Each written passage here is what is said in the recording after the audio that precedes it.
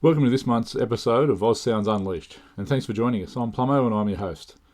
Oz Sounds Unleashed is a podcast that explores the indie music and audio production scene in Australia and across the globe. On Oz Sounds Unleashed today, the topic we're discussing is remote collaboration and the modern digital recording in a global connected environment. Today's music industry is more connected than ever. With cloud-based DAWs, high-fidelity file sharing, real-time collaboration platforms and virtual instruments that rival hardware, musicians no longer need to be in the same room, or even the same continent, to create together. Remote collaboration has opened the door for global partnerships that would have been impossible a decade ago. But like any creative shift, working remotely comes with both advantages and challenges. On the plus side, remote collaboration gives artists unparalleled flexibility. You can track vocals in your bedroom while your guitarist lays riffs from a tool bus, and a mixing engineer polishes everything from a studio on the other side of the world.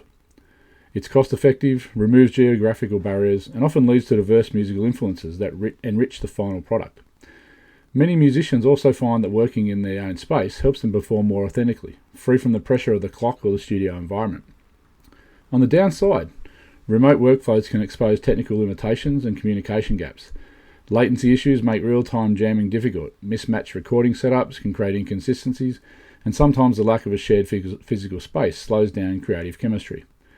It can take longer to troubleshoot problems, align on artistic direction, or capture spontaneous moments than often arise naturally in a shared room. In this podcast, we'll unpack these dynamics in speaking with two artists who are redefining what collaboration looks like.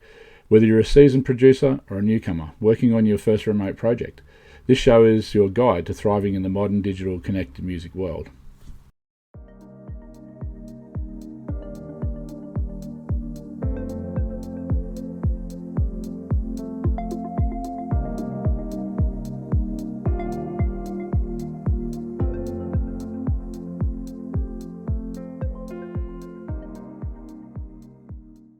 Today we're joined by our drummer extraordinaire, Stuart Robertson, who was in our podcast number 2, and one of his mates, lead guitarist Jim Herbert.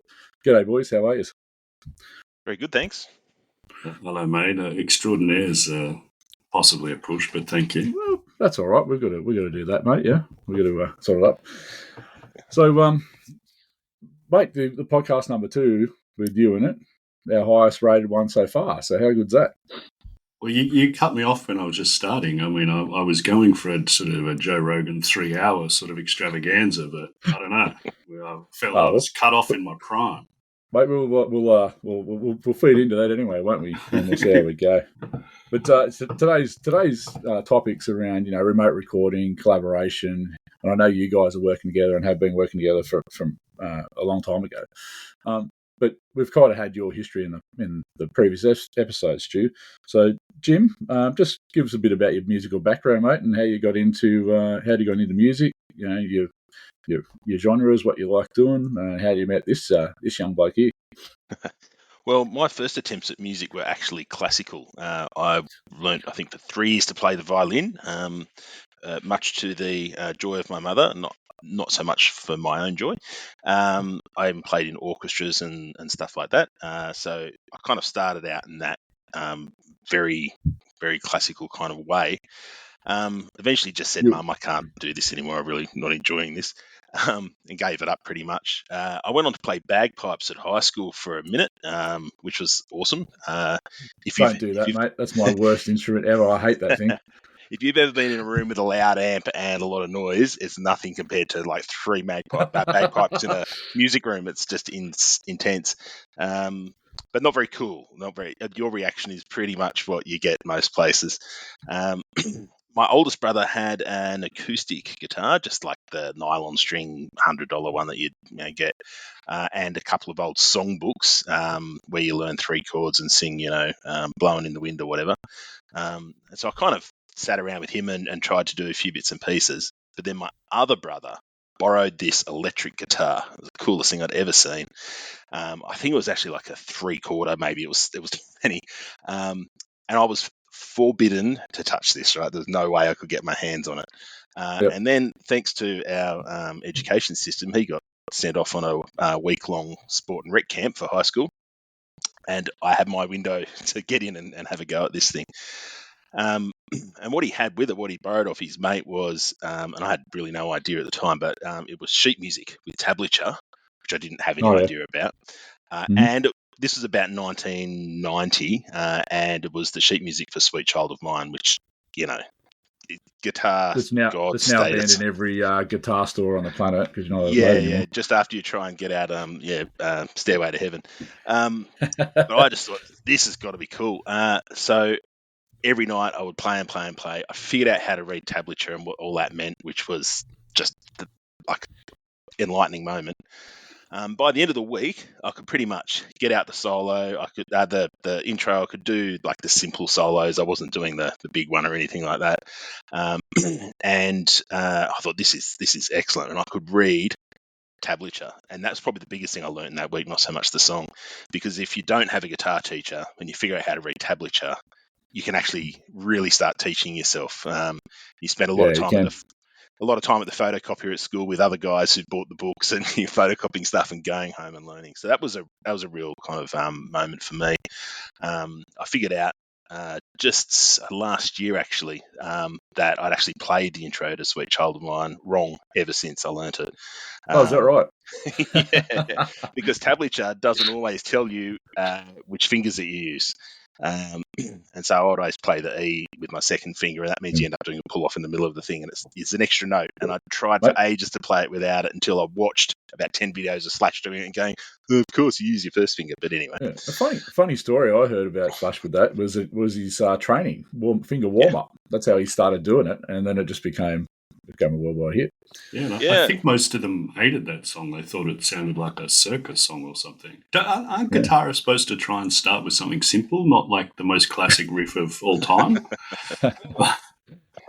Probably. That's probably true. Anyway, I learned that. So you got this guitar, yeah. You got this guitar. You got the chance to have a crack at it For about a week, Yep. And then I was like a bad smell at the music room at school, hanging around because there was this like old pink, like hot pink Strat copy that was in the music room, and I played that as much as I could. Eventually, I convinced Mum and Dad to let me or to buy me an electric guitar, and I never really looked back after that, to be honest. One thing I will say, I was really lucky. I got this guitar from a music store, a little music store in Eastwood. And what I didn't really comprehend at the time, like we were all learning then, like everyone wanted to play guitar and be cool, and my mates were getting lessons and guitars and stuff. I happened to get as a Honer, I think it was, but it had a graphite neck, a locking tremolo, and humbuckers. And nice. Yeah, and it actually sounded pretty good. And I had a PV Rage, little 8-inch speaker Rage practice amp, which also, for what it was, sounded really good. So when my mates were trying to play, Van Halen or Metallica or anything like that, they would have these kind of crappy Strat copies with, single coils in them.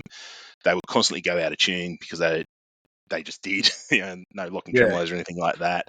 And they'd be plugging into like an old, those like Budokan amps or whatever, which it didn't sound like what we were trying to play. So a big thing that helped me along is kind of by fluke. I actually had the right gear to sound like what I was trying to do. And if you sound like what you're trying to emulate, then you actually practice more, you play more, you love it more, you get into it more. So really lucky that happened. I could have given it up like 6 months later because I had a crappy guitar that didn't sound like what I wanted to sound like and never really knew what to do. So really lucky glad you in didn't. that regard. Awesome that you didn't, mate. So am I, yeah. So sounds like we've got similar backgrounds. I did tuba and trombone at Newcastle Conservatorium as a kid, and then got to end of high school, didn't follow it further. But I haven't gone on and become a reasonable guitarist, mate. I can't play much at all, to be honest with you.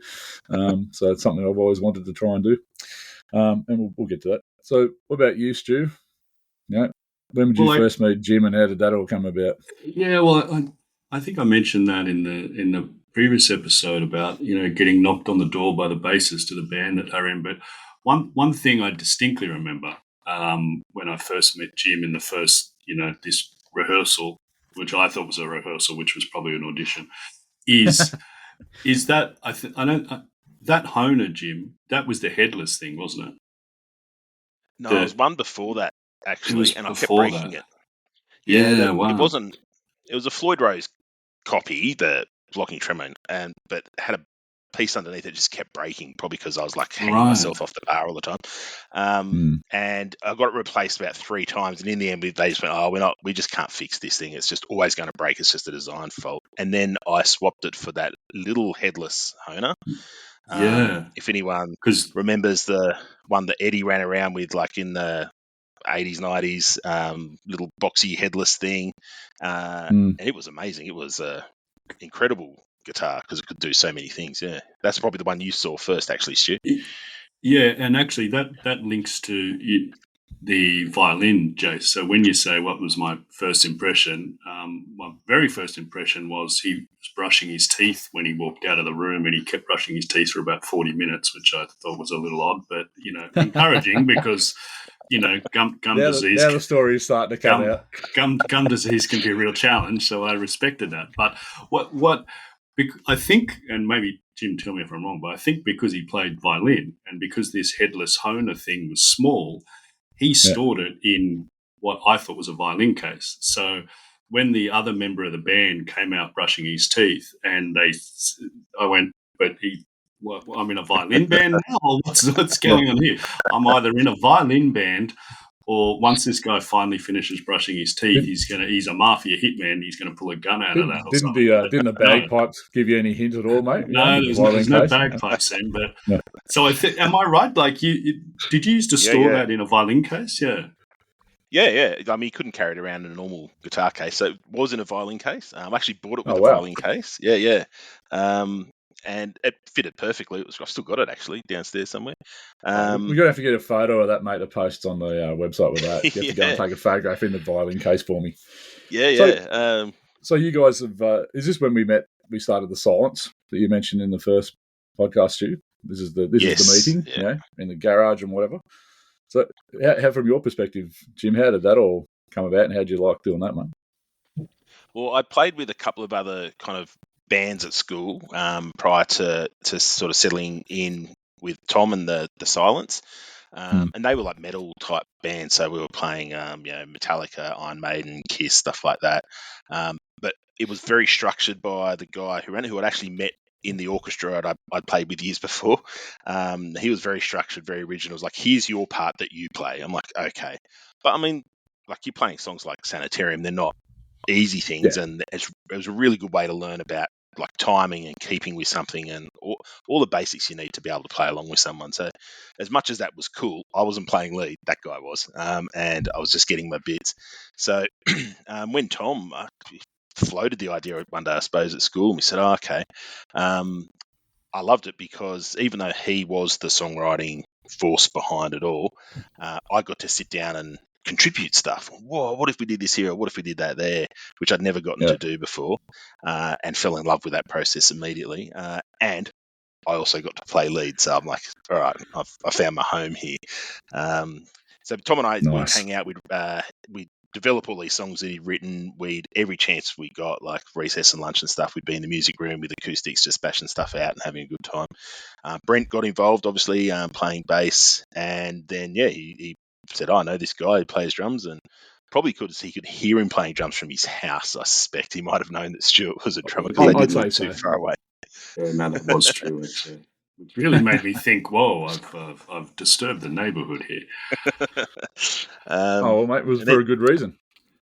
I do remember, though, that first day at Tom's house. I'm presuming someone else had claimed the toilet for an unsociably long amount of time, and they'd left me outside brushing my teeth. But yeah, I did. I certainly had that little guitar, and we had these kind of songs worked out. And I think, we'd given Stuart some paperwork on the songs for him to know. And we thought we just thought nothing of the fact that we had just written all these songs. We're just going to play them. We'll get this drummer. He'll play them. We'll play them together. It's just all going to be. It will just all work perfectly. We had no idea. Yep. Cool. So this is the start of the relationship between you pair and what you're doing now, which is remote recording. Still recording the stems, but Stu's in Sydney and you're in regional New South Wales. So that makes an added interesting concept, and that's what I want to explore. So let's just take a step back, though. Tell us about the times you did some studio work together. I've heard Stewie's side of things. I think I can't remember the name of the studios, Stuart, but he said that AC/DC or somebody recording there, Jimmy Barnes. Yeah, that one was now I can't remember it off the top of my head, but it's now a car park and Paradise Studios. Yeah, that had Cold Chisel recorded East there. Ice House had recorded there. Midnight Oil recorded at least one album there. In Excess had recorded there, and this was all on the walls. We only were in there once. We were on in smaller, sort of more independent studios other times. So how do you find the studio time then, Jim? What's your thoughts? How do you set it up? How do you go about it doing it? Doing it now.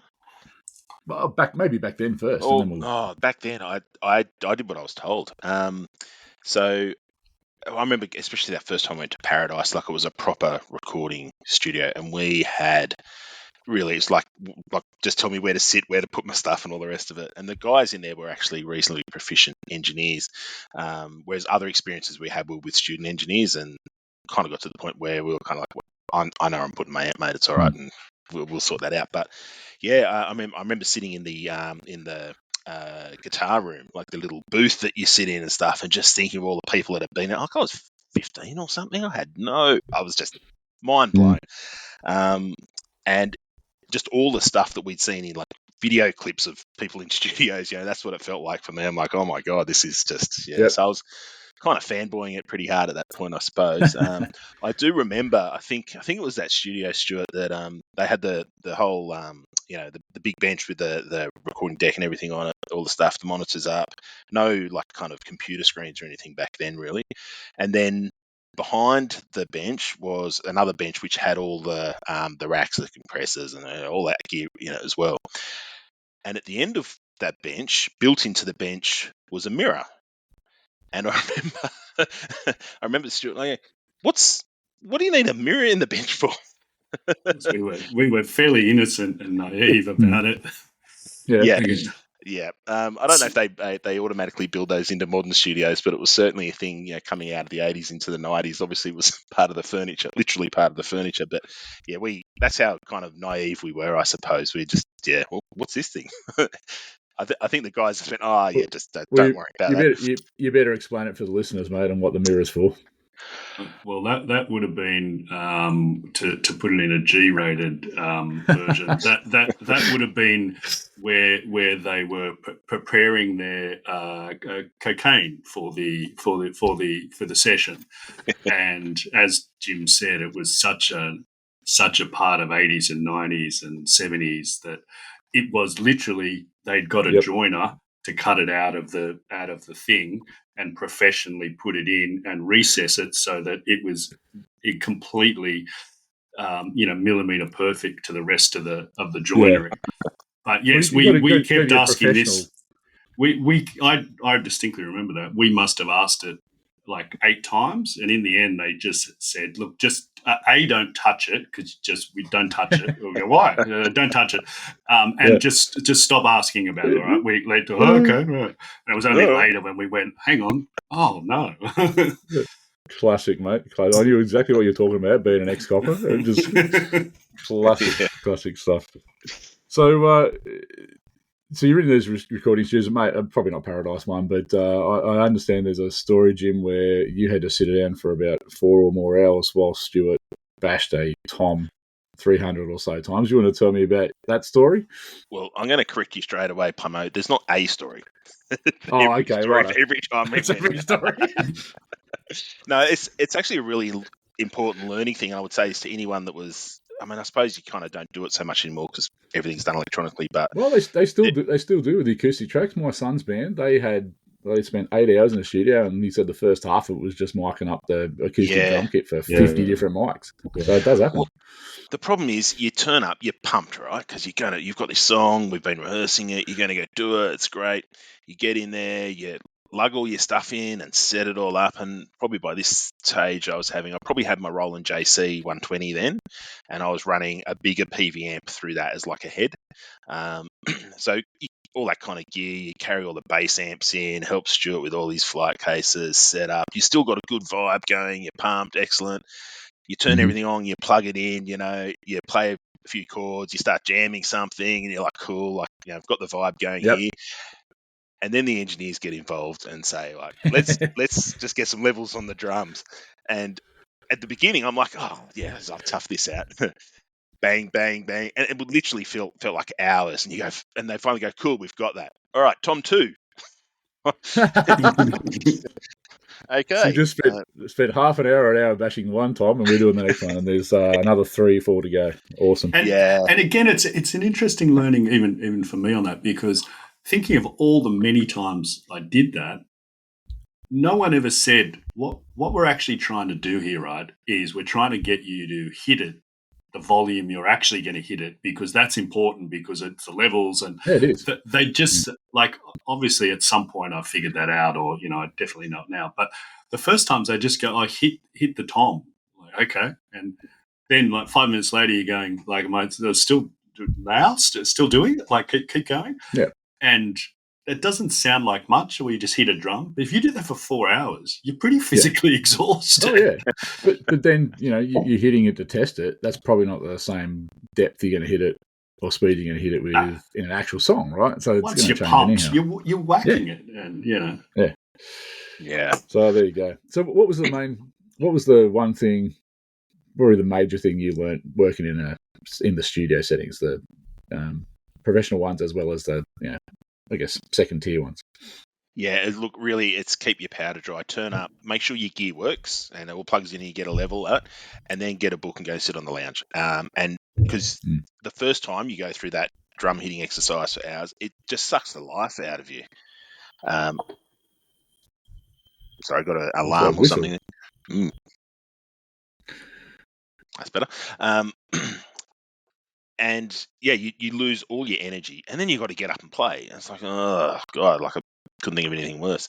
So I kind of learned to go, okay, I'm prepared for this. I'll just sit out and wait for my time, and you kind of learn to switch off a bit and then switch back on when it's time. And because if you don't do that, your performance isn't going to be great. You're just going to have no energy left. And so that's kind of what I learned, which is a good skill to have, even if you're playing anywhere live or doing anything like that. You turn up, you get ready, and you just go, cool, I know what I've got to do when the time is ready to do it, and I'll just chill until then, rather than just sitting there full of energy for 4 hours and having none when you need it. So that was a really good learning thing. Just be ready to go when you need to go. And did you have to have any knowledge of like the audio engineering part of it, or you just there to play, or you would have picked up some things, obviously, from being in the studio? Yeah, we learned heaps, actually, because you do sort of sit and watch a fair bit. So especially those later sessions are often sound engineer students, and they were learning. And that's another thing that takes a bit longer and a bit more frustration and stuff like that. And an hour arguing about whether you're going to side mic or center mic the amp and all this kind of stuff. I'm like, just put some mics in front of it, run them into different channels, we'll sort it out later, kind of thing. But I did learn a lot. I learned about especially, how to get your levels right when you're starting.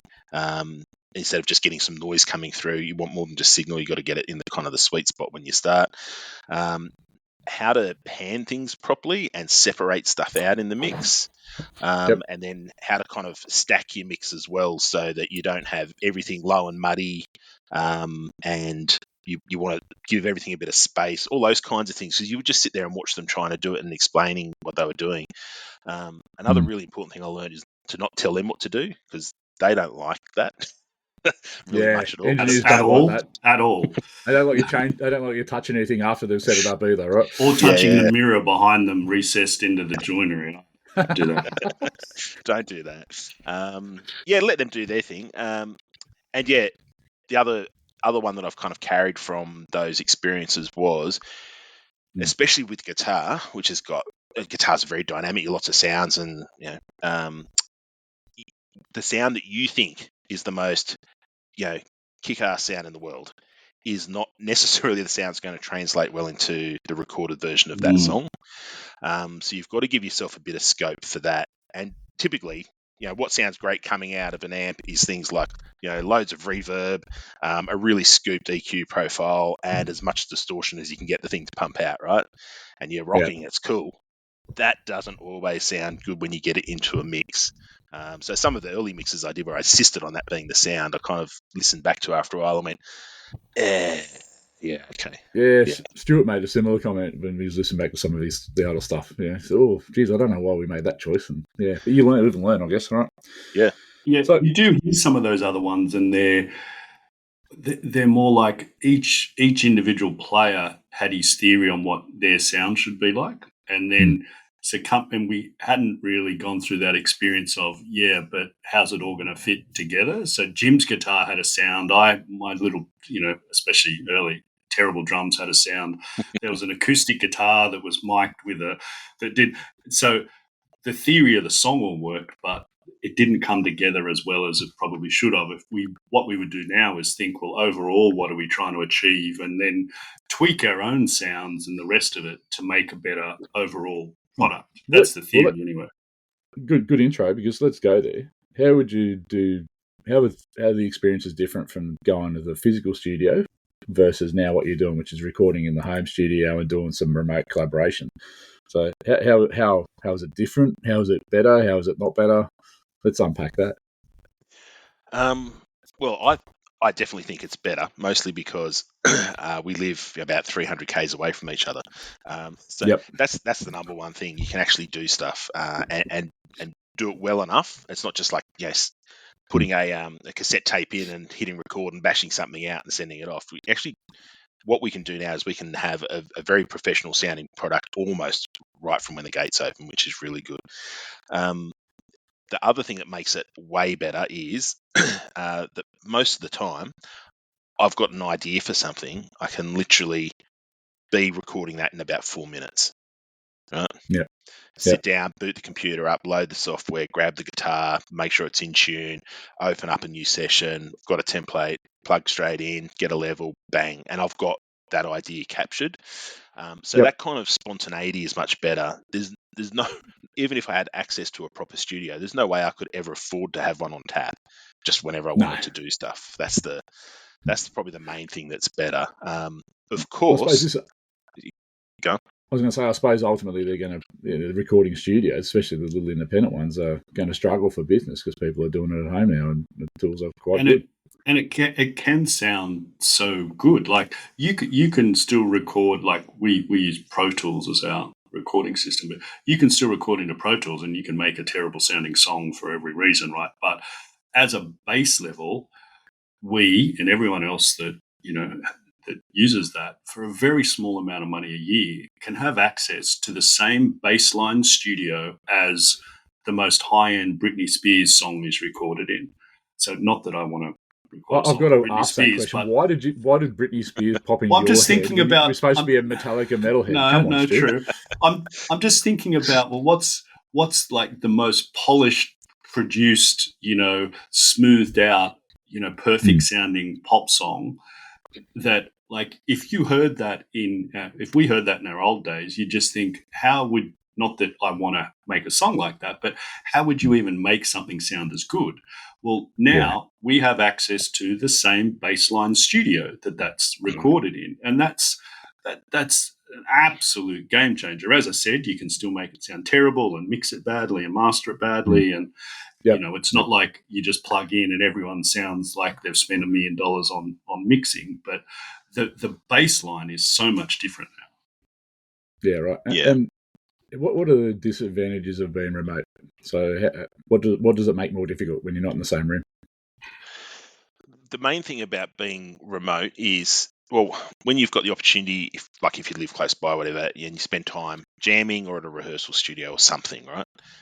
Even if it's going around to each other's place on Friday night and bashing out something it doesn't matter. You're actually interacting while you're developing the songs, and there is, as anyone who's played in any kind of band, the time you spend playing with someone and reacting to someone and screwing up as well and all of that kind of stuff is all really important to how you develop as a player.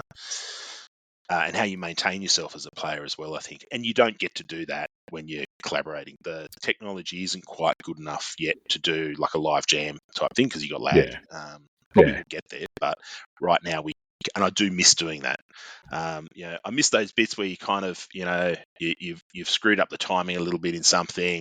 I'd look across the room to Stuart, and instead of his normal kind of thing, he'd exaggerate going into the crashes, and that's the beat you come back in on. And anyone else would probably think it just sounded fine. We know that, okay, I need a hand here, buddy, like help me back. And that's the kind of stuff that's really cool when you're playing music. That reminds me of a story Stu said in episode 2, where you were playing. I'll get it wrong, but you can clarify it.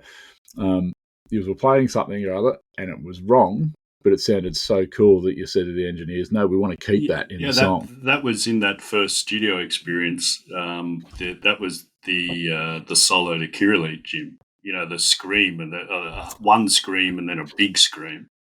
And it took you like 20 years to work out how to do it again or something or other.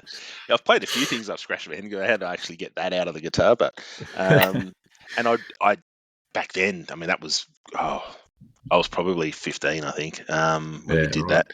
And so it was a bit of a fluke that I did it in the first place, to be honest. But geez, it sounded good. And yeah, you do get those moments when you are kind of, we weren't mucking around, but you're almost experimenting a little bit as you go.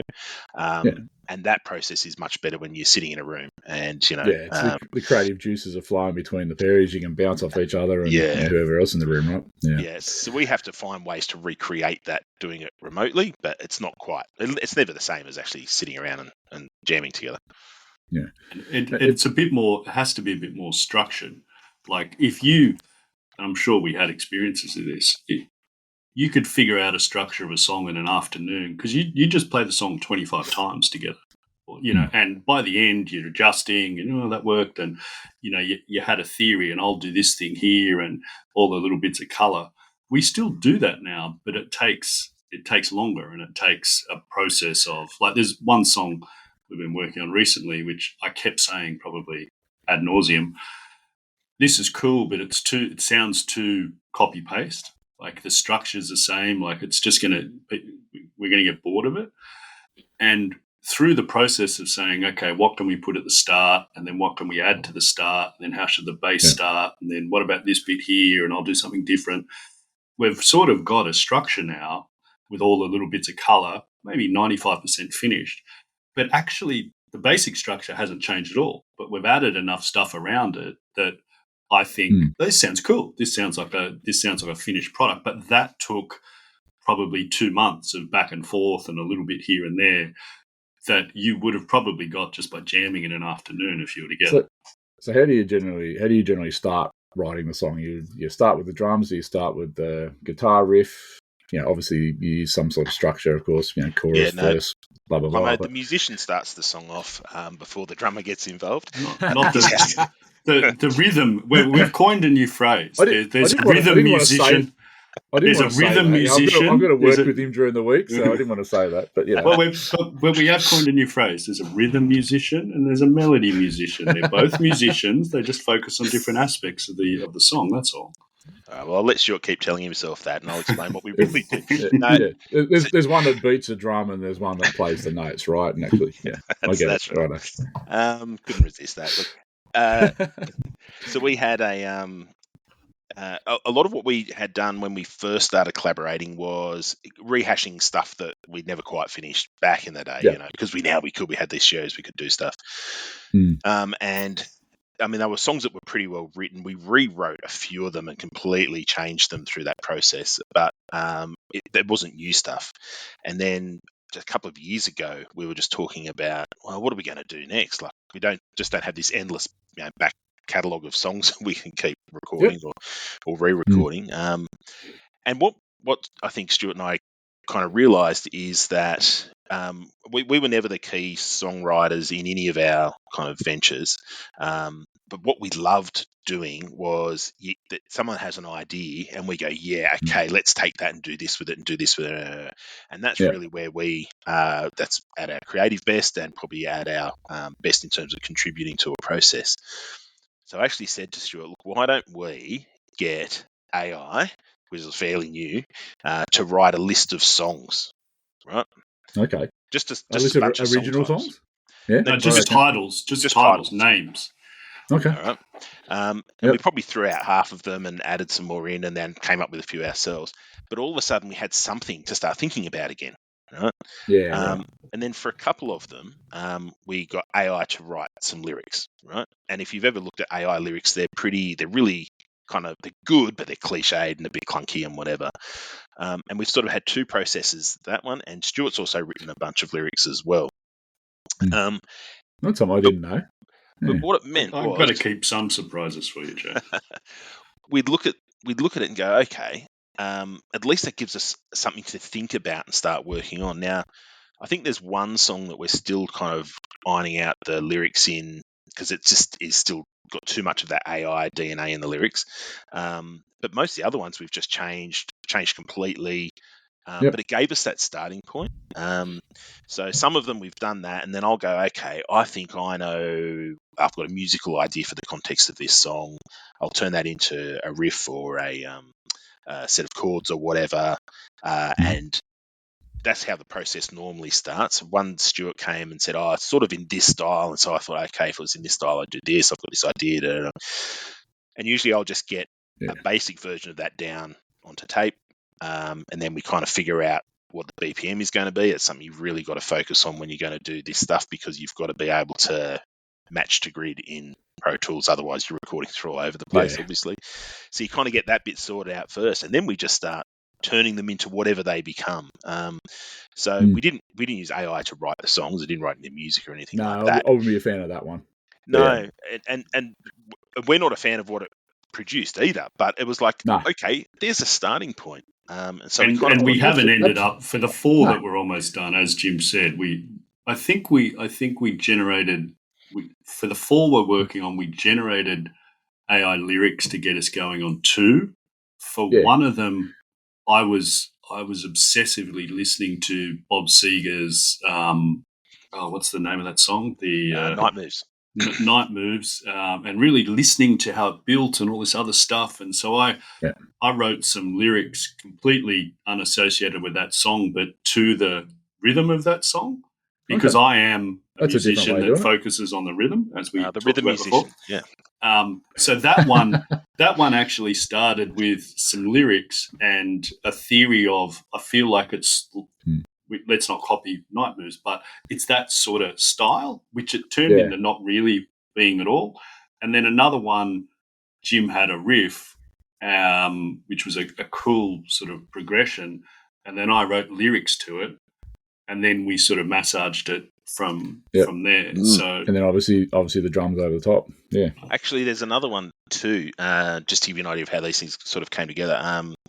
So my son was playing bass, and I said to him, just come up with something.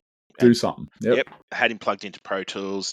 I was more showing him like how it all kind of worked, and he kind of like tooled around a bit and then played this riff. And it's pretty wonky because he's just like still literally making it up as a went kind of thing. And I went, no, that's good. Just focus on that. And he did. And it's 3 notes, right? Yep. And we recorded that, and then we built an entire song around those 3 notes, basically, featuring his riff. The song was called Jack's Riff for a long time before it became something else. But that was an excellent process because it was like, cool, we've got this, we built this, and we just built it all up from there. So I think it doesn't matter to us really where does that initial little spark come from, right? I think that's just creativity, right? That's creativity at its best. You know, you're mucking around, you're playing something, and then all of a sudden you go, oh, actually that sounds really good. Let's just go with that. And I'm sure Stu's done that in the drums too. He's done some sort of rhythm pattern that's just going, oh, actually that's awesome. Let's go with that. And there's as you're going through and you're going, okay, I need to record a part for this. Inevitably, I don't know what other people do, but inevitably I'm practicing something. I'm working on something. So there's 2 bits that I've used patterns in the songs that they were things I was practicing, more as an exercise to sort of work on something. But I go, oh, that'd fit here. And so an example of how it sort of gets massaged for actually that song Jack's Riff. the chorus, I had this thing where I was doing, offbeat things on the floor tom with my right hand and something else, and then a little twiddle on the floor tom, and I did that for the whole chorus, and that was something I'd been practicing, but I thought that'll really fit there, and I thought, oh, it does, that's cool.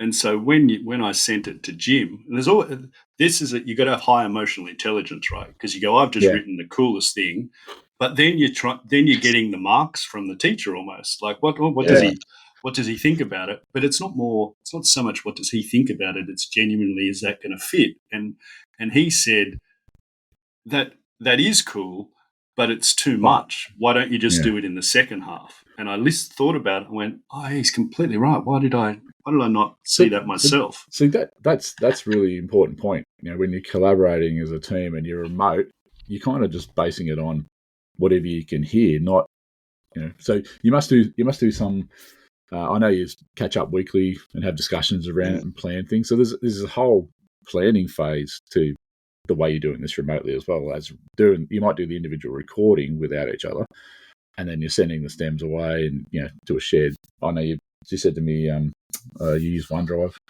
to upload them, and that's how you're doing it. But that planning of the song is really important, and the ability to have feedback and give feedback and be critical of your own work is a lot of the time what needs to happen, isn't it? Yeah, because you don't, like, when you're jamming and something just works out really well and you're like, yeah, that was awesome, high fives, and you get that instant feedback. You're both there. You can tell by looking at each other that whatever we just did was cool. Like, let's keep that kind of thing. In this process, you're sitting by yourself in your home studio. You've played something out. You think, oh, I think that's cool, and you upload it, and then we talk about it. And we genuinely most of the time like each other's ideas and stuff, so that helps. In fact, I remember before we kind of before Stuart got his first kind of Pro Tool set up and the kit and everything, I'd invited him over and played a song, so I wanted to convince him to go down this path, right? And I'd literally written the drum track in with a mouse, like into MIDI, right? Put a kick here, a snare there, a kick there, a snare there. Anyway, I played to him, and she was like, "This actually sounds this sounds really good," because he hadn't heard how good the drum software sounded too, like when you're triggering real drums. And he actually looked at me and said, "Did I? I don't remember recording. Did I play this?" And I'm like, no, I did it with a mouse, and the reason it sounds like you is because when I imagine drums, that's what I hear most of the time. That's what I imagine. Because that kind of helps, right. I still remember what that even was. The feel didn't finish on the one; it finished on the two, which is classic Lars, which I may or may not have, adopted a little bit every now and then. Yeah, no, you've never indoctrinated any Lars or its story at all, mate. I know that. Right? We'll get on to that later. So as you're going down this process, and you're coming up with the different ideas, and you're sharing them, and you're collaborating, and things like that. Do you ever then take it and go and give it to somebody else to go, hey, listen to this, have a think about it, or is it just between you pair? You have on some of those things early on, didn't you, Jim? And it made an impact on us, actually, on a couple. Yeah. Definitely played it to. Well, the problem with doing that is you don't want to kind of sound, here, I've made this excellent thing, you should listen to it. But when people are interested, I'm certainly happy to go, yeah, this is what we're working on, this is where it's up to. And like every kind of self-critical musician, you say, it's only a rough demo at this point, even though you've like 99% polished it into perfection. It's still pretty rough, because you don't want the negative feedback. But yeah, it's really good to get that feedback from people. And it's really accessible now because it's not like you have to do a dump in the studio onto a tape, make 5 copies, anything like that. I'll send you the file, mate, Yeah, that's it. Yeah, it's really easy. The clear wave. And one of those, I think the person's feedback was, there's a lot of words. And we went, oh, that's a surprise. And then on one of our after work during the week sort of meetings, I guess you'd say, catch-ups, we listened to it with that feedback in mind, and we both immediately looked at each other and went, there's too many words in the verse. Why didn't we? Why didn't we see that? And we cut out a third of it. And you go, oh, this just sounds way better straight away. Yeah, but it's your work, and you've built it from nothing, and then you think it's complete until someone else gives you some feedback. Goes, hey guys, it's kind of weird in this section, but it's too long or whatever. At a top line, before we work on it, we do talk about the theory of the case. Like Jim will have a typical way it works is Jim might have recorded to a grid, not as in trying to get a grid perfect, but to a metronome, because if you don't record it to a metronome, it's impossible to pass it back and forth. He might record a verse and a chorus, and we go, okay, and then we might, just to get a guide going, we might copy paste that to, I don't know, 2 verse choruses, and then a third for the solo, and then a fourth, and we go, okay, that's maybe it, and then often I would record drum parts to that and try and get them right, because then that sometimes prompts, oh, is that the right structure? Well, let's cut something out. Let's have a break there. Let's have a pause, and then we'll hang, and then we'll go somewhere else. And then, hey, what are we going to do here? Are we going to do a solo or not? Okay, I'd better think about playing a bit differently. And so generally I then get the drums to a pretty good point, and then we might add some lyrics to it and go, hang on, now it's not working. Now we might need to cut some out.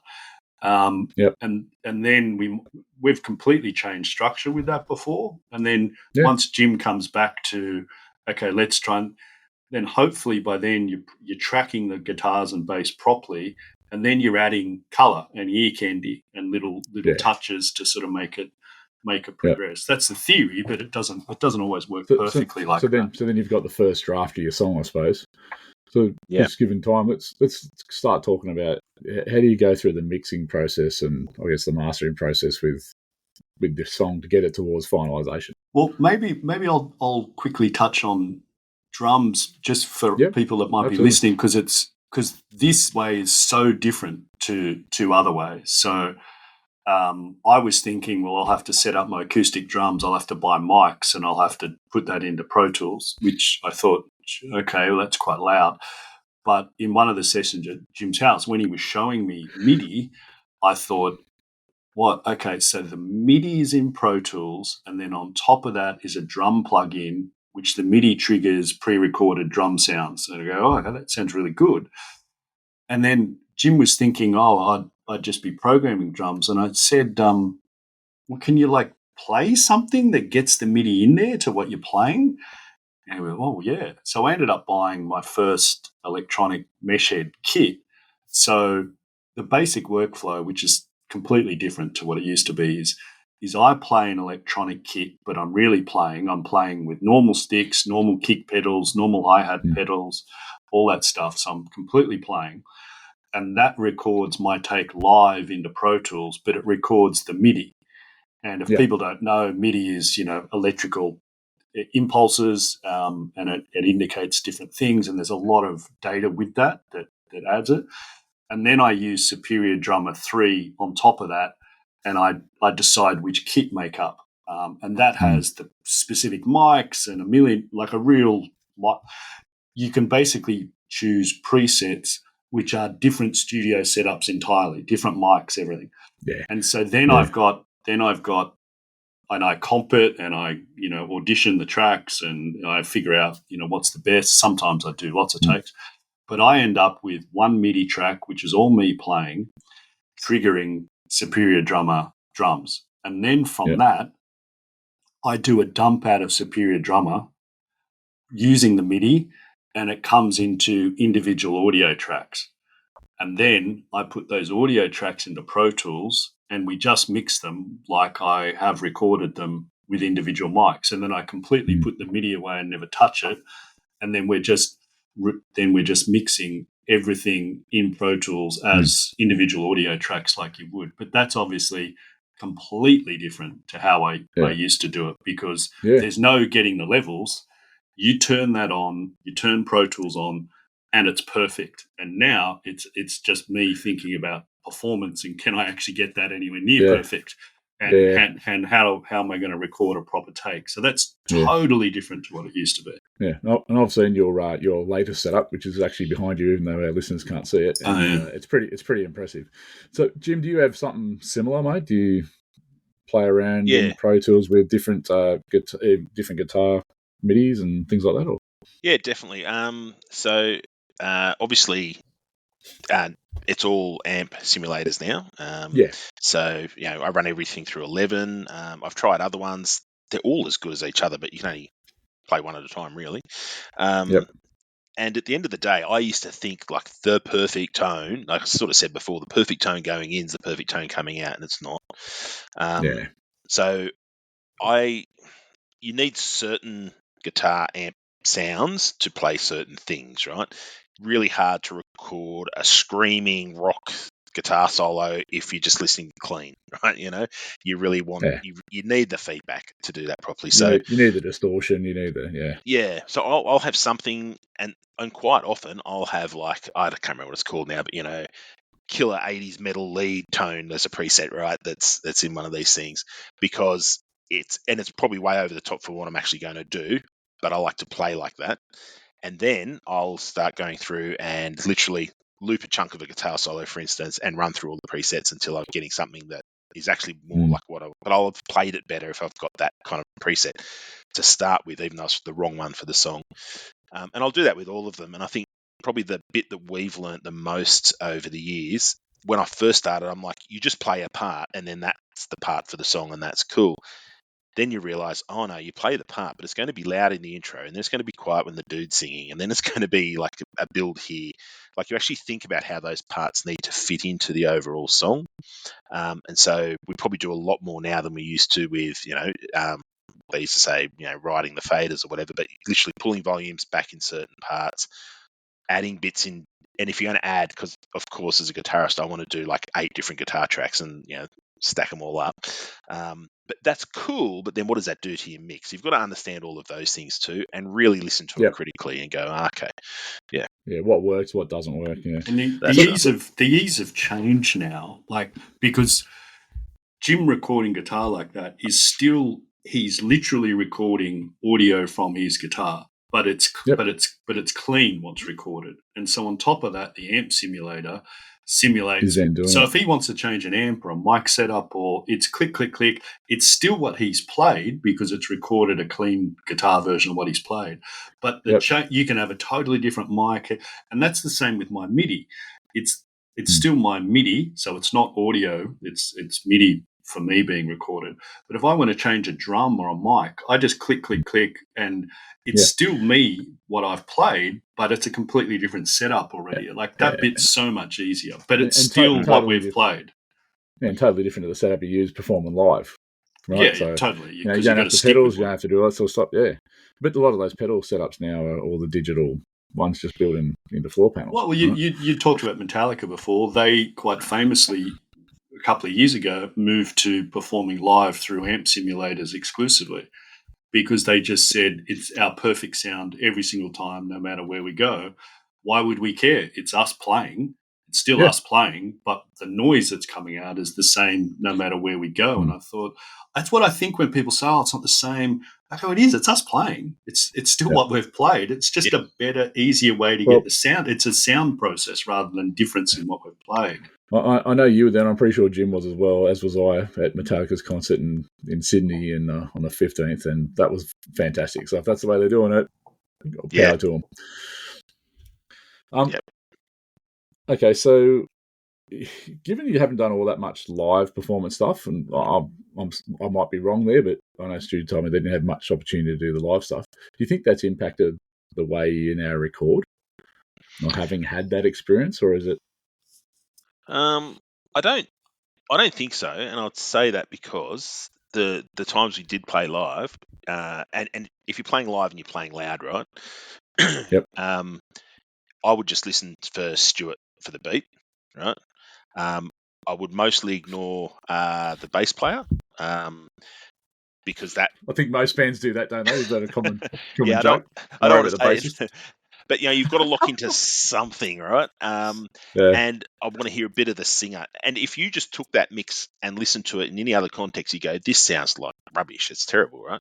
But so when you're playing live, I think what you're experiencing sonically and trying to do, and I've even seen, you can watch YouTube videos now of people playing live and saying, "This is actually what I hear when I'm playing live." It's not an experience of the music itself. It's nothing like what goes out through the PA. So I don't know if that made much of a difference. I suppose Does the lack of rehearsing a song Yeah. together impact that?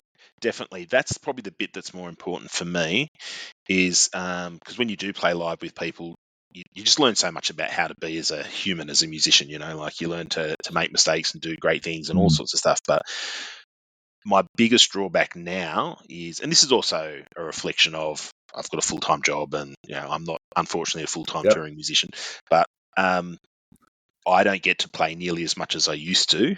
And if you're not rehearsing, like, because we used to go to rehearsal studio every week for a couple of hours and just jam for a couple of hours, but not just jam, like ad lib, but we'd actually play, do some stuff. It's a really good way of just keeping your skill level up. So that's probably the biggest difference, not having that motivation to kind of play all the time.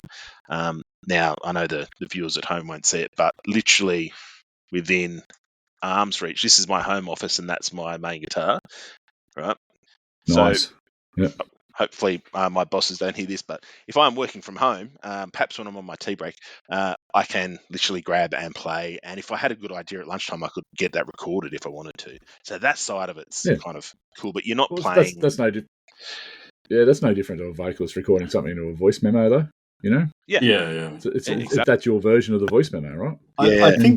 I think for me the biggest difference is all the parts I played and the little differences in different areas and all that sort of stuff, that was always developed through rehearsing. And so by the time those other experiences, by the time we went to the studio, I knew what to play. Like there was bits like any player, you're ad-libbing a bit here, the feel's maybe not exactly the same, but you knew what you were going to play. When we record these songs now, and previous project as well, I'll have a completely blank slate. I'll have to literally say, what am I going to play here? What? Yeah. And then, as well as that, to Jim's point, I can't play 3 hours a day anymore. I have to learn to play that. So I'll loop record and I'll have a theory of what I'm going to play. And if you listen back, it's often the first 4 or 5 takes. First 4 or 5 takes might be me physically trying to actually play my idea.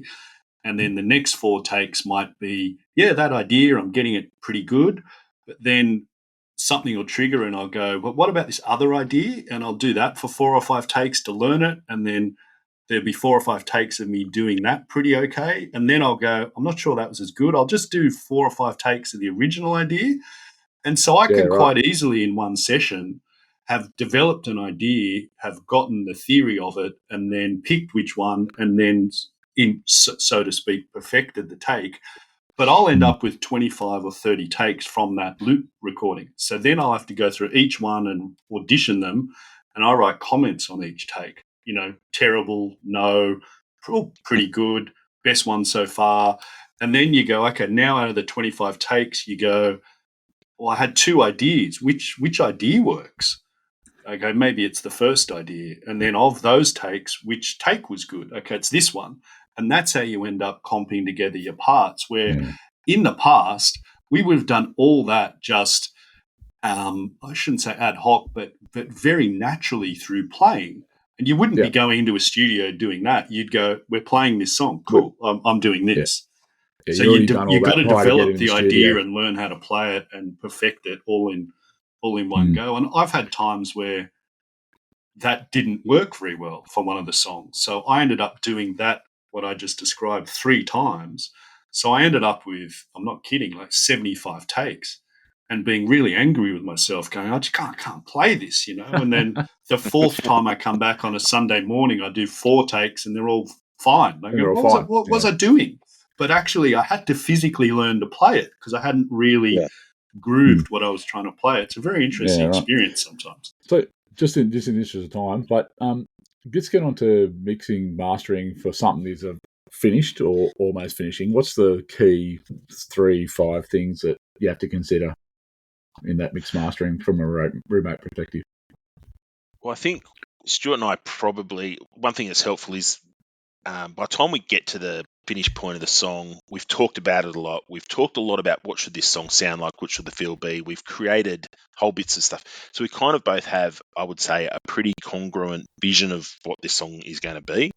And we'll have adjusted a whole bunch of micro mixing all the way through the project as well, you know. So Yep. yeah, we'll put that in here, but we'll back the volume off there. We'll put that in, and we've kind of already panned and done all that sort of stuff as we go, because one of the other good things about this process is, you get to it, you bounce it to disk, you save it onto your phone, you're listening to it in the car on the way to work tomorrow, right? And then Yep. you go, oh, we do this, we do that, and then you can come back and make changes. So it's a lot of it gets done rather than recording everything and sitting down. Okay, this is what we used to do in the studios. We've got everything. You zero all the faders and you go, let's get a basic mix going. Well, we're already at a probably at least 80% mix by the time, well, pretty much a 90% mix by the time we've got to the end of recording the song. And then after that, I'll hand it over to Stuart to explain the mastering process. What about you, Stu? Well, yeah, I mean, Jim's right. You end up getting a theory. That's very important. I think two important lessons someone else explained to me is when you're mixing, think of it as a 3-dimensional box. And so the idea is you've got to get every single thing, every tom, individually, in a different space in that 3-dimensional box. And you move it back and forth using reverb, you move it up and down using EQ, and you move it to the left and right using panning. Mm. So when I've done things, I've thought, like, I'm not an expert mixer, but thinking of it like that's really helpful, because that hang on, that guitar, I'll make a guitar sound a bit weird in the guitar by itself, but actually it sounds great in the mix because it's in its own spot. So that's number one. The second one is, which is super important, especially for me when I'm thinking about kick drums, is if you don't think something can be heard enough, then the answer is almost never to increase the volume of that thing.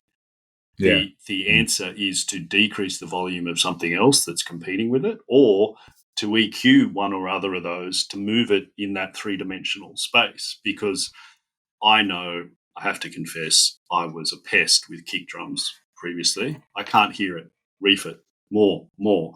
And I go, now I can hear it, but my mind was so trained to hear the kick, but it'd muddy everything else and it'd ruin the mix. So that's important, I think. The mastering process, if you think about what I just said with the 3-dimensional space, with reverb, panning, and EQ, and compression as well, that's what you're doing on every single individual track, every instrument, to get a mix. And then from that, you get a final single audio file, which is your track. But then to master it, essentially mastering, and I'm really going to stretch my knowledge here, but mastering is essentially trying to do, and I'll come back to it, do processing to the one audio file such that every track on the album sounds the same. And so what you're actually doing, really, I'm sure masterers could explain it better than me, is you're doing EQing and compression and processing, but you're doing it more on individual frequencies within the overall track. And then you can really make it, the way I explain it to people is, you've never in your entire lives heard anything that hasn't been mastered. So you just think that's how a song comes out of a studio, and it doesn't. It never sounds as exciting and bright and vibrant as it does when it's mastered. So you can change things fundamentally in that mastering process. But I think someone explained it to me that, like, mixing might be like feel and a bit of science, whereas mastering is a lot more actual science and a little bit of feel. So, cool. And in my little experiences, we can do mixing, maybe not as well as a professional mixer. We can do mixing. I don't think we can do mastering, if I'm honest. That there's a whole level of science around that I don't really understand enough. Yeah, fair enough. All right, so for any of our listeners out here that are looking to get into remote recording and collaboration like you guys have been doing for years, what's the key piece of advice to think about for them starting out? I'd say either set your workflow up when you start, or get that sorted out pretty quickly, because it gets really clunky. I mean, we used to do it with like a Dropbox type online setup where I'd have to dump what I'm doing, upload the dump to the Dropbox. Stu would have to download it, load it into his Pro Tools, play along to it, dump out his drum audio. That was clunky. Whereas now we have, as we said before, we've got a OneDrive which syncs. So I'm actually, when I'm recording, it syncs it to the file that's on in the cloud or wherever it is. And then as soon as I'm done and that's finished uploading, Stuart's got access to that file. But we're actually using the same Pro Tools file effectively. Yeah. So we've got our own Pro Tools system. That makes life so much easier. Get rid of your ego and use a click track, because you're not going to make sense of anything otherwise, right? Unless you're really, really good and you've played a lot together, but it just saves so much issues. But think about structuring your song up like that, and kind of get good at it. So we use Pro Tools, obviously. We are okay at driving Pro Tools, right? It's probably a bit like when you write a letter in Microsoft Word, you're using about 5% of it, right? But you can still do a lot with that 5%. But learn to do, because it just makes it quicker, easier. You can edit things really quickly. You can move stuff around. So it just helps the whole process to get a little bit of a skill base in that space. But otherwise, just remember the thing that you can now do once you've set yourself up, presuming that you're doing all this with a home studio and electronic DAW thing. Yep. You can record as much as you want. I mean, the amount of times Stuart and I have kind of joked, maybe we do, I don't know, like a soul band version of this song. Well, we can if we want. We're not wasting anyone's money, maybe a bit of our own time, but we're having fun. At the end of the day, no, just get in there and do it and try things, and it takes the pressure off, because if you do go into a studio you're paying a lot of money per hour for, you're going in with one thing to do and you're going to try and nail that thing, and that's your job on that day. Whereas with this, you can so much more freedom to do stuff. Yeah, gotcha. Yeah. What about you, Stu? Your advice? Yeah, I got a couple of quick ones just to pick up on Jim's workflow thing. That's so important, because the way we used to do it was so manual. So now we don't do any manual uploading at all to collaborate. So, I mean, Jim's right. We've got a shared OneDrive folder.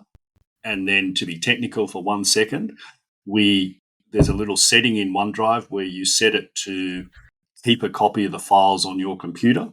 So we both do that.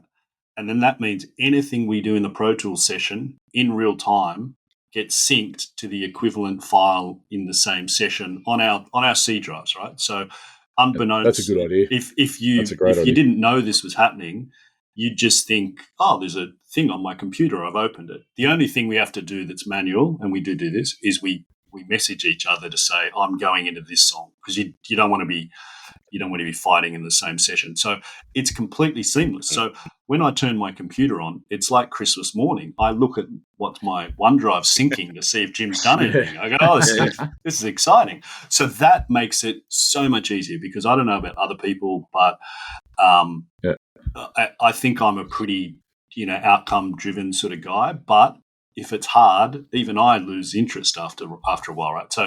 So that's one. Two other quick things. We touched on it before. You've got to have a high emotional intelligence with this stuff. You've got to listen to the other person's ideas, and if what they've come up with in their part is completely weird and you had no idea, you didn't hear it like that yourself, just chill out. Let it sit. Maybe it's a better idea. If they say to you, hey, maybe it's cool, but not all the way through the chorus, as an example, just think about it and listen and go, oh, yeah, actually they're right. It's not a criticism. It's trying to make the song better. And I'm sure when we were younger, I think with each other we would have been fine with that. But I think if others gave us that advice, I don't think we would have been fine with it. The other thing I'd say is because Pro Tools, you can copy paste. You can, we have a rule that it's not an unwritten rule, it's an articulated rule that whatever we do, you have to be able to play your individual part. You can't fudge it. If you can't play that solo that fast that it needs to, you either practice it or come up with another idea. I had an idea where I was going to go to the floor tom for something, and then I thought, no, it actually needs to be two hands faster, and then I thought, yeah, but then I need to go to the snare, so I'll just do it. Oh, it's not really working properly. And in my head, I said, I know what I'll do. I'll play it on tom 1 because it's easy to get to the snare, and then in the MIDI, I'll just move that down to the floor tom. And I went, no, right. What am I? And then I ended up just doing it on tom 1, and it worked way better anyway. But so we have an absolute rule: you have to be able to play it. It's not. You're not recording and being creative if all you're doing is hitting one note and then Frankenstein copying and pasting. That's not the point. I love that. I know there's a thing for electronic music, but I love the fact that you guys are sticking traditional and you can actually play the thing you've produced. That's not to say that you can't take together. That's because 99% of what you've ever heard with famous songs, they've all done that. Like Mike Portnoy, who I think is the greatest drummer in the world, I follow him recording, and he's recording 2 takes and he's comping the best bits together, right? That's normal. But doing slowing the song down like half to slowly play it and then speeding it back up, that's not it, right? Part of the fun here is being creative, but it's also playing your instrument and at the end going, I played that. That's cool. Look what we did. Yeah, no, that's great advice. Just Plummo, one thing I just want to add to that too, which is an important part of how we work. And this goes back to the emotional intelligence thing. If everyone's being subjective, then everyone gets annoyed with each other and takes things personally.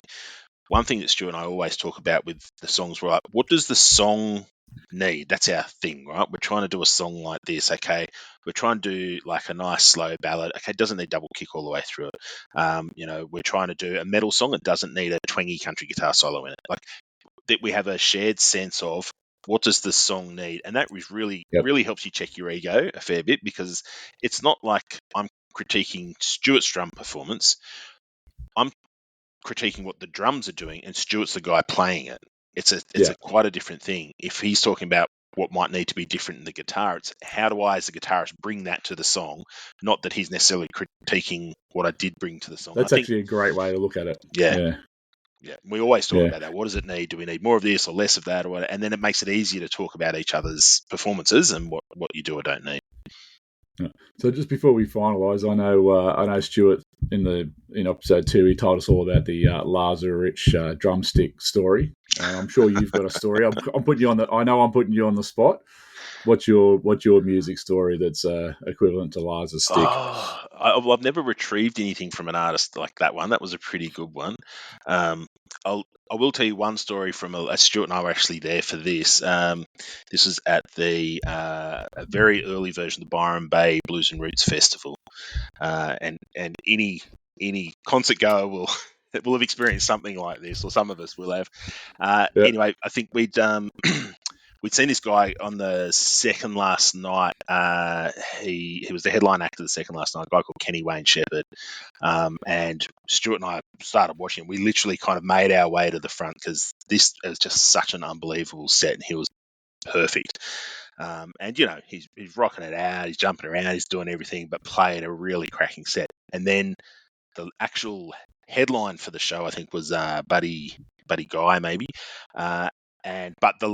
That was the headline, but the actual last act for the whole festival was going to be Kenny Wayne Shepherd again. We basically from about lunchtime that day had stood at the front of the stage just to make sure we were there and watch this guy. And it was really, really cool. His whole set was amazing again. I still remember there was one note that he missed. That's how good he was. Like, I'm not being critical. It's just Wow. And he closed it, I think, with Voodoo Child. I remember us standing there just going, wow, you're at a Blues and Roots festival. You're actually ending the entire thing. You've just blown everyone. And all day we would hear people going, make sure you go see this Kenny Wayne Shepherd guy tonight, because he was really, really good. And then he comes out and he plays that, and we're like, okay, there's something about, if you're going to own it, you own it, right? You walk out and you wipe the floor with everybody, and I think, wow, yeah, you've got to Awesome. be able to do something like that. We're jammed right up the front, and man, best show. It was awesome. That sounds like the Metallica concert, jammed right up the front for 10 hours, Stu. I quite honestly think that may be the single greatest performance I've ever seen live. Wow, It was that's a big call. shockingly good. But just to add a little bit of humour to this, Jim will remember this, that he was a complete guitar god, but he wasn't quite ready to sing. So he had his mate singing, who was a good singer. But the rule was obviously every time, not at the end of the song or anything, every time you finish singing for a section, run off stage.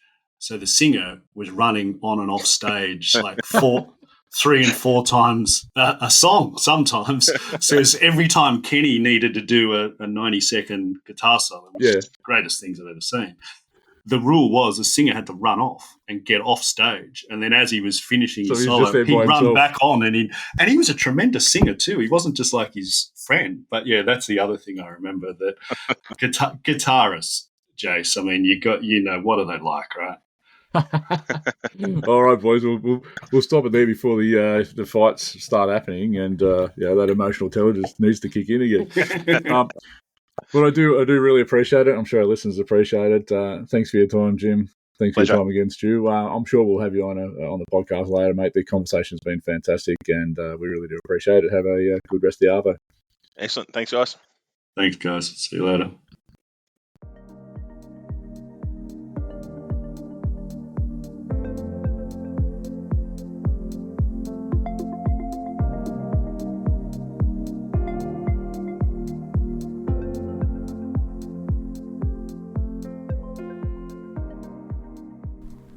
As our regular listeners know, each episode we try to promote a local indie-based artist, and this month's is Polybius, Polybis, a Sydney-born pop rock band with a twist. They describe themselves as blending the power of pop divas with the atmospheric depth of Radiohead and the 1975. Their sound fuses rhythm, guitar, synths, and emotionally charged vocals, bold, addictive, and ready for your playlist. Now, I saw these guys playing with Daniel Aranda at the Soda Factory in Surrey Hills some time back. They're absolutely fantastic. Their lead singer has really strong vocals. Their guitarists are sensational, very technical, and the drummer brings it all together. So, check out Polybius. Their next gig is sometime in December. I think it's about the 13th. Go check them out. They're under Polybius_band and on Instagram. Go check them out. We're worthwhile. We hope you enjoyed the content, and please subscribe to our podcast on Spotify Podcasts, Apple Podcasts, Overcast, and other platforms. Please also follow Oz Sounds on all our social media and YouTube. One final thing. We need your support to conduct our sponsorship program, and this requires us to sell music equipment and accessories through our retail arm, Oz Sounds Music and Audio. Please check out our Oz Sounds Music and Audio store at ozsounds.com.au. Grab a deal on your next set of guitar strings, drum sticks, audio cables, and more. Oz Sounds Unleashed is available on all podcast platforms, and our links are all in our link tree under /Oz Sounds, OZSOUNDZ, and we trust that you enjoyed the podcast, and we'll see you next time.